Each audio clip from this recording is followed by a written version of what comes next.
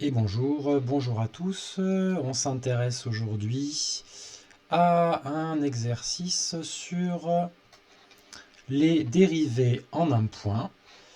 Et on va travailler une première série d'exercices qui consiste à nous demander de vérifier l'existence et de calculer un nombre dérivé en un point d'abscisse A.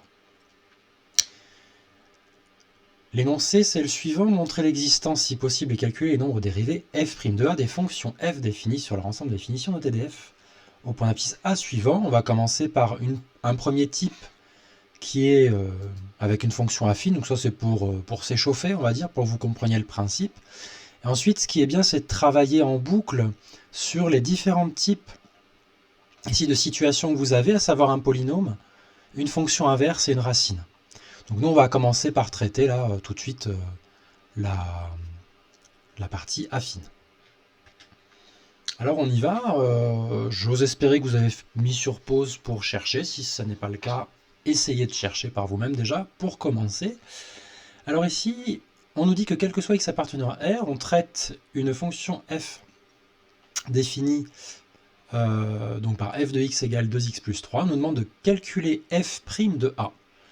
Pour A égale 5, donc d'abord vérifier l'existence, et si ce nombre existe, eh bien donner f' de A. Alors qu'est-ce qui doit exister? Donc pour que f' de 5 existe, il faut s'assurer que la limite du taux d'accroissement, c'est-à-dire la limite lorsque h tend vers 0 de 5 plus h moins f de 5, vous voyez, je remplace le A par 5 dans ma formule, ce soit bien égal, ce soit bien quelque chose de défini, donc on n'obtienne pas un infini. Ce que je donne un résultat fini. Alors on va procéder par étapes. Je vous propose, au lieu de calculer tout ça d'un coup, de calculer par morceaux. Commençons par la partie rouge qui consiste à aller calculer f de 5. F de 5, ça consiste en quoi? Ça consiste à prendre notre expression là-haut, la mettre ici, et ici, nous allons remplacer le x par une multiplication, c'est-à-dire fois 5.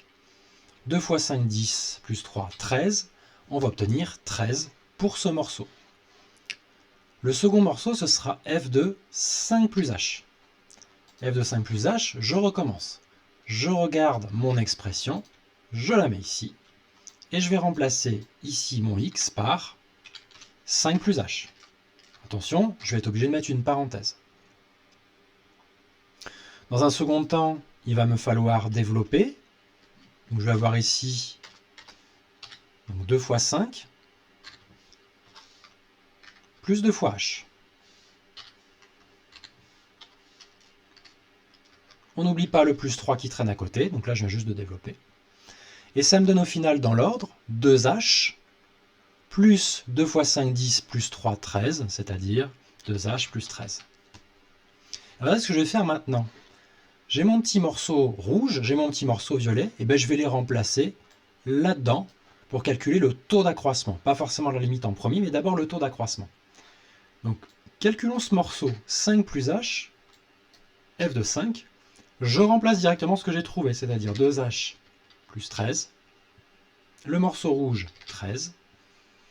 Qu'est-ce que ça va me donner? 2h plus 13 moins 13. Plus 13 moins 13, ça dégage. Ça me fait 2h en haut. Il va me rester h en bas. Je simplifie les h et ça me donne 2. On aboutit ici. Maintenant, je vais aller prendre, une fois que j'ai pris ce morceau, le taux d'accroissement. Je vais prendre la limite lorsque h tend vers 0, la limite de ce taux d'accroissement, que j'ai réécrit ici.